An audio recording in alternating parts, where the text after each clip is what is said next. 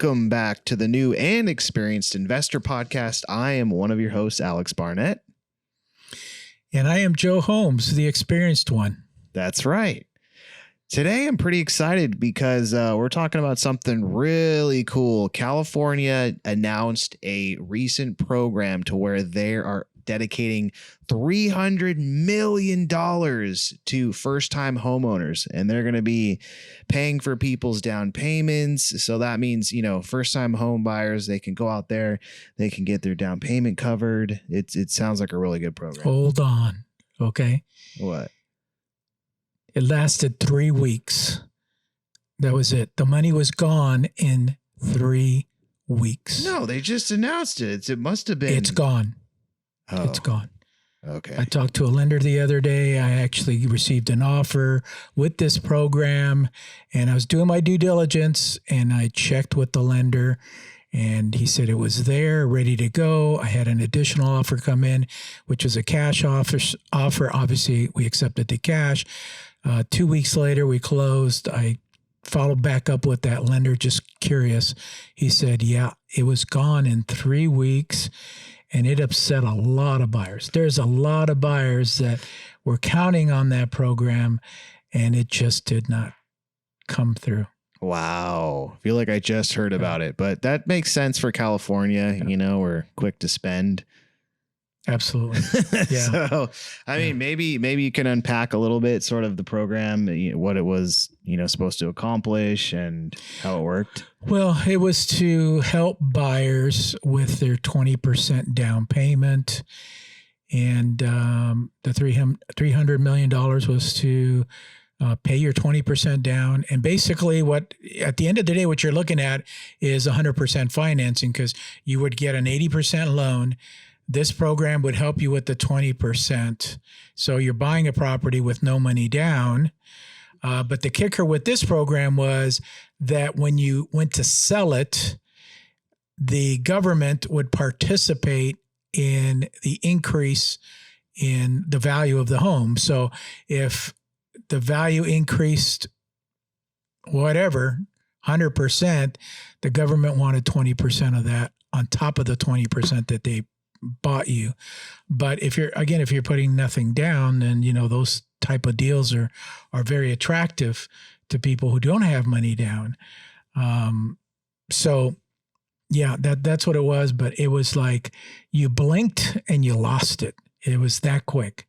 Yeah, it must have been the type of thing. As soon as you found out about it, you start doing the I don't know, pick out a house and do all the documentation and everything. Yeah.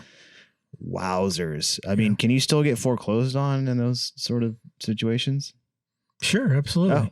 Yeah, if you don't make the payment, absolutely.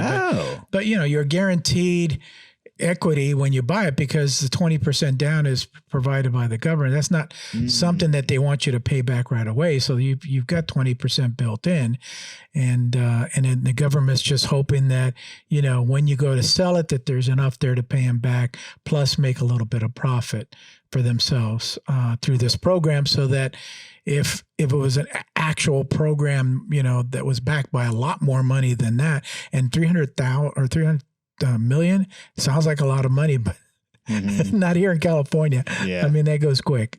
Yeah. Yeah. Crazy. Well, and I wonder if they're going to be coming out with a lot more of these sort of programs, or, what makes them do this in the first place? They want to level the playing field. And yes, I think this is one of the first, and there'll be more coming out. This one's California based, so I think you'll start seeing some come out from the federal government as well.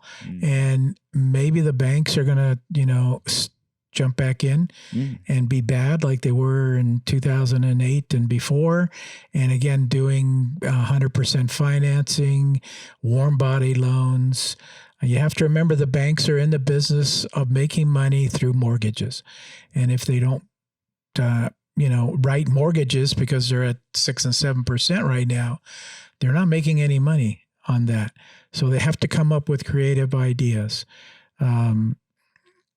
I heard one floated the other day that they were going to punish people with good FICO scores and charge them more so that they could give that money to people with bad FICO scores, again, to level the playing field so that they could buy property. Who knows? It's just, it's the government. They come up with these crazy ideas. And then just back to the program, are you tied in for a certain number of years? I mean, are they there has to be a bunch of stipulation and red tape and things like that. Yeah, you think? I'm sure there was. I mean, I just learned the highlights and, the 20% down. Did they want 20% profit at the end of the day? I'm sure there were some other conditions in there. I don't think there was any conditions on you have to sell your house within a certain period of time so that they could recoup that money. But I mean, it came in so quick and went out so fast that you hardly had time to look at the ink dry. Insane. Yeah. What about some other programs? Because I know you don't always have to put 20% down. I know there's the FHA, VA. Maybe you could touch on those. What's the pros and cons? FHA, 3.5%. It has to be owner occupied. VA is actually 0% down. So you can do 100% financing with VA, and those are also owner occupied. So there is some low down payment loans out there. In fact, you can find a conventional, 5% down. All of these have mortgage insurance that's attached to them. And mortgage insurance is just an insurance in case you or somebody else defaults, that this mortgage insurance will kick in and pay back the difference to the bank if it's short of money. And then that mortgage insurance can be a hefty amount, could be $500 or $600 a month. Wow. Additional on top of, what your mortgage payment is. So, yes, you can get into a property 3.5% down on an FHA loan, but at the end of the day, you're going to be paying for it. Yeah. Maybe it doesn't make as much sense out here because then your monthly payments just through the roof. Yeah. Yeah. And you have to qualify for the whole thing as well. So it's not like, you just qualify for what the loan payment is. They're going to tack on the insurance to that as well. Make sure that you qualify for everything because they don't want you to default. That's the purpose of this. Right. What about USDA? I've seen that. What is that? I don't know. I mean, I've never done, I don't do a lot of loans. In fact, I don't do any loans. You hear about these strange things, USDA and, other type of government loans, but I've never dealt with any of that stuff. It's just the traditional Fannie Mae, Freddie Mac, FHA, VA, seller financing, right? Things like that. Okay. Mm-hmm. Yeah. And it is possible to get 100% finance through seller financing as well. Absolutely. Yeah. That might be the way to go. I don't know. Yeah. Interesting. It's going to be kind of crazy to see what they start coming out with now that the market's slowed down. They're going to have to maybe do something. I don't know what's going to give first. Either, the banks are going to have to come up with something, or it's just going to go completely government subsidized. I think things are going to change in the next couple of months because this is the busy season for real estate in California. Towards the end of June, the kids are out of school. People are looking to put their properties on the market, sell them, and then they're out looking for that up lake property, the bigger property, because their families are growing or they want to go into a different school district or whatever it is. So I think hopefully we'll see a lot more activity in the next few months. I'm hoping that people who are sitting on the sidelines waiting to find out if they should sell their house at this point are going to jump into the market and test the waters and start selling their house. And we have really, really low to no inventory right now. And so that's keeping the prices up. In fact, I've seen prices starting to tick back up again. even with these interest rates, because there's no inventory out there. There's not a lot of choice. So what does come on the market, people are fighting over. Wow. And I guess just the play there is that they'll have the high interest rate until it comes back down. Right. That's okay. Exactly. Yeah.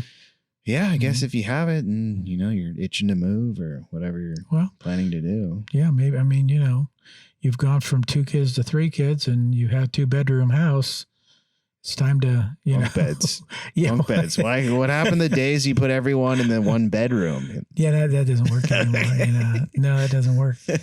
No, it's time to upgrade to a 3 or 4 bedroom house and sell the one that you have or the condo that you have or whatever, and start that process of moving up. Right. Mm-hmm. Okay. And so, you mentioned back in 2008, they had warm body loans and 100% financing. And then I think you've even said over 100% financing. What is that? How's that possible? It's very possible. They gave you like 105% loan. The other 5% covered the closing costs, commissions, everything else. You are literally walking into that transaction with no money down or getting money back at the end of the day.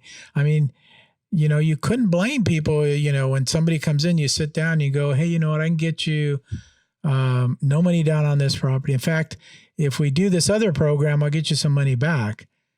It's like, what are they going to say? No. They said yes. And then back then they did what we call teaser rates. So they started at 2%, and that was good for the first year. And then it jumped to 7 or 8% second year. And then it jumped up to 9 or 10% the third year. Well, that first bump from 2% to 7%, really is what led us to the largest downturn in real estate that I have experienced, and I've experienced 3 of them, and that was absolutely the largest one. Yeah. Wow. Without a doubt.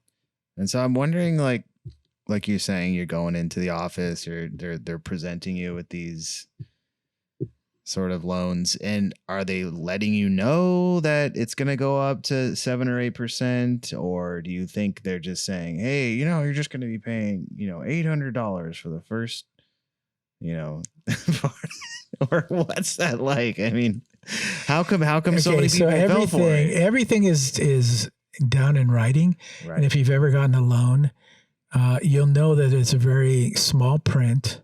And there's about 50 pages to that. And most people, you hand them the pen and they sign. They don't really read anything. Okay.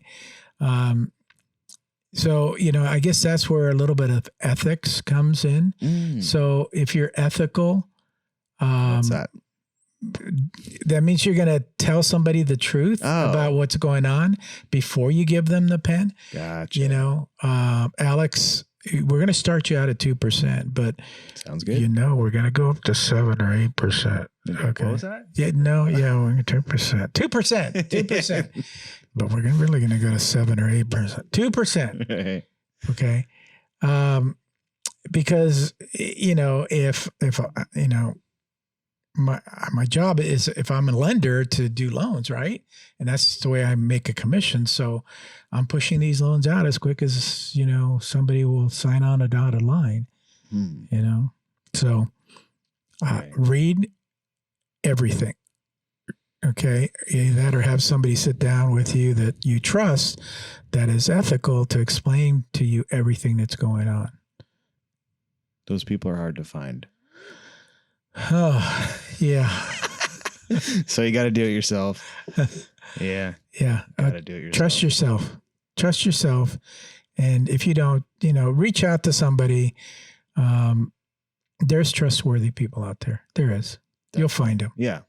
Yeah. They're just going to tell you that you want to buy your dream house, but they're going to come in and they're going to tell you, well, this doesn't really make sense because, after 12 months, you're going to have to pay this much. Yeah. And you're not going to want to hear it. Mm-hmm. So you're just going to want to get your dream house, and you'll figure it out. You'll figure it out later on down the line. Yeah, absolutely. Yeah. If you're like, you know what, they're giving me this house for free. What can happen? You know, it's like, okay, they I'll want to just sell it. foreclose. You know, I can't sell it because it's underwater now. Right. But you know, what's the worst that can happen? I can live rent free for a year or year and a half. Yeah. You know, it's like, Oh my God. yeah, That is which crazy. is what happened. Yeah. That's crazy. Mm-hmm. I was alive then, but not into real estate. So You still in high school? yeah. Yeah. No. I was in college by then. Oh yeah. Yeah. Okay. So, but I should have capitalized on it for sure. Yeah, but there was nothing There's nothing around your world or anything. Nobody telling you it's the right time. Mm-mm. Yeah. Yeah. Mm-hmm. Interesting. Wow. Oh, yeah. Well, we'll see. Something's got to give. People got to move. People want to buy. People want to sell. I think we're going to get tired of waiting, being stagnant. You know, people are just they're not going to hold out forever. So I think people were very patient in 2020 during COVID. Yeah. Because it was mandatory. Right. Yeah. Exactly. We were all at home or whatever. I was at home for 2 weeks and it was driving me crazy. And I came back to the office and it's like, forget it. I'm not staying at home. I don't think people would put up with something like that. And if they need to buy a house because whatever their financial situation is or family life mostly, then they're going to get out there and buy it. You know, they're going to deal with the interest rates the way they are. And like you said, they're going to hope that in 2 or 3 years, you know, the economy turns back around and the interest rates are low again. And who knows? Every mortgage guy I talk to says that. Well, of course they do, you know. I mean, it's by summer, by July. Like asking any real estate agent, how's the market? Oh, it's wonderful right now. It's a great time to buy. Right. Really? Yeah, it's a great time to buy. What are you looking to buy? You know? Right. They're definitely good at that. Yeah. Being optimistic when they need to be. Absolutely. Huh. Yeah. Okay. Mm-hmm. Yeah. I don't know. I'm hoping to see rates under 3% again very soon. That's probably not going to happen, but we'll talk about it. I'll talk about it to my children one day. Maybe. Yeah. Maybe. Yeah. Yeah, maybe. Okay. We'll see. Yeah. But I was actually talking to somebody the other day and they said that, you know, you shouldn't be crying right now because interest rates are at 7%. And it's true. When I bought my house, my interest rate was 14%. The problem with what he was saying was that 14% on the value of my house at the time, which was $160,000. Yeah. I mean, that's a high, but it's doable. If I would have to pay 7 or 8% right now for my house, it's valued at 1.4. That's a entirely different story. You know, that's a bigger, you know, mortgage payment to make every month. Yeah. You know, so you can't just say that, you know, 14% was high, which was, but you have to be able to attribute that to the value of the house as well. Right. You could go to the movies for a nickel. Yeah. I remember. Not a nickel. For a quarter. I remember 25 cents for gas. Yeah. 25 cents a gallon. That's the least amount that I remember was 25 cents a gallon. And then we also had a gas war issues with Iran. Gee, Iran, they keep coming up. Iran, and we would have to go fill our cars on odd days or even days, depending on the license number that you had. So we'd go on odd days. And then if you're like close to running out on an even day, they would not let you in. And there was lines, you know. So, but that's, you know, that's the past. Those are things that, you know, have happened, and we're moving forward and moving higher on interest rates. But Tesla charging stations are popping up everywhere. Yes.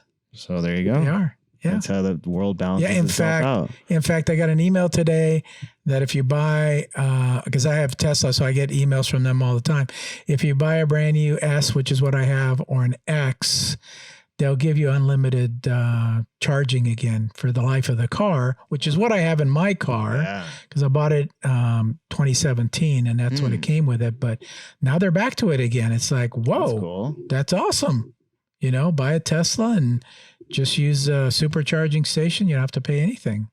You know, not that they don't put that into the price of the car because this is, you remember, there's a company that's wanting to make money. So they calculate, okay, over the life of this car, you're going to pay $7,500 to fill up this car. Okay. So we'll jack up the price by $7, but we won't tell anybody. Yeah. It makes it nice to think you're getting it for free. But, you know, they're thinking, you know, and that's an incentive. Yeah. You know, it's good. What about all the people that have had to pay the last couple of years? Are they pissed? I would be. Yeah, I would be pissed. It's like, well, what about, this program is like literally for a month. So what about the people that like are taking delivery today? Because it doesn't start till the 1st of next month and it's just for 1 month. No. What about, like, would you postpone your delivery? Cancel and rebuy? Yeah. Or would you call them and say, you know, throw that in or I'm going to cancel?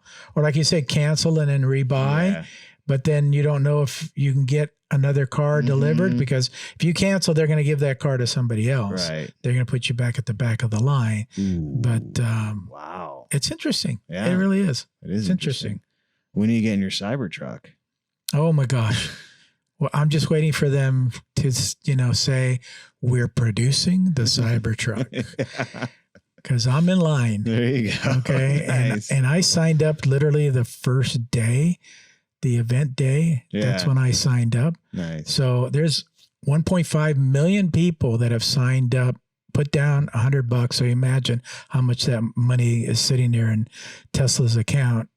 You spent it all on Twitter. Not that, you know, everybody's going to get one, but, you know, cause it's been such a long time, people have changed their mind or bought something else or whatever, but hopefully, you know, once they start the production, you know, I'll get a little ding on my phone that says, we're working on your truck. Yeah. You know? That'll be awesome. Wow. I'll be so excited. That's going to be a fun day going to lunch in the Cybertruck. Yeah. There you go.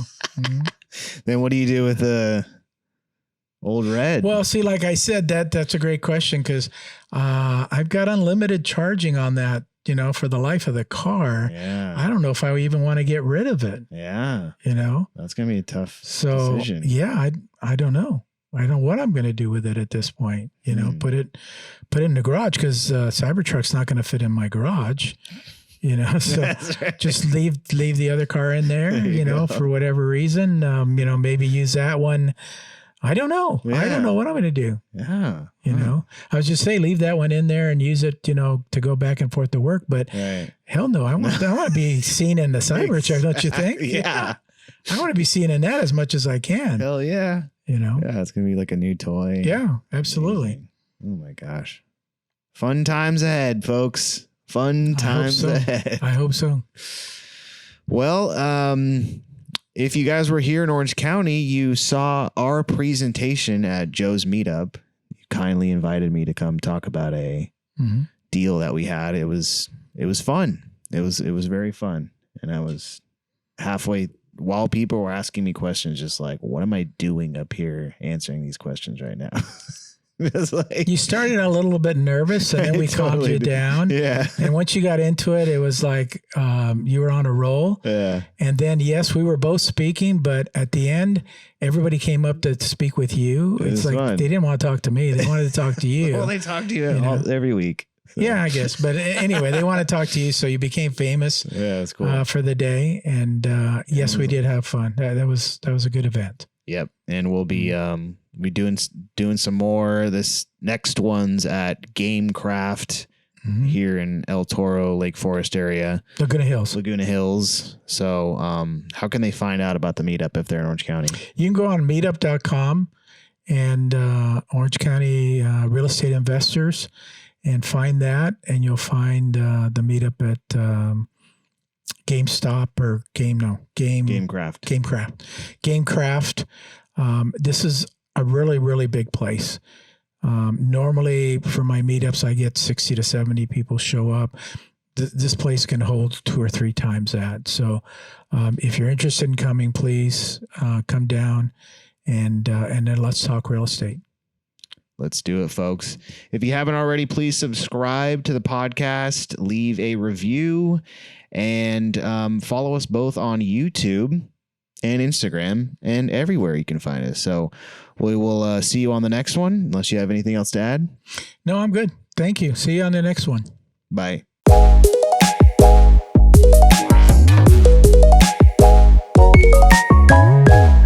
If you want some more advice on real estate investing, reach out to us one-on-one.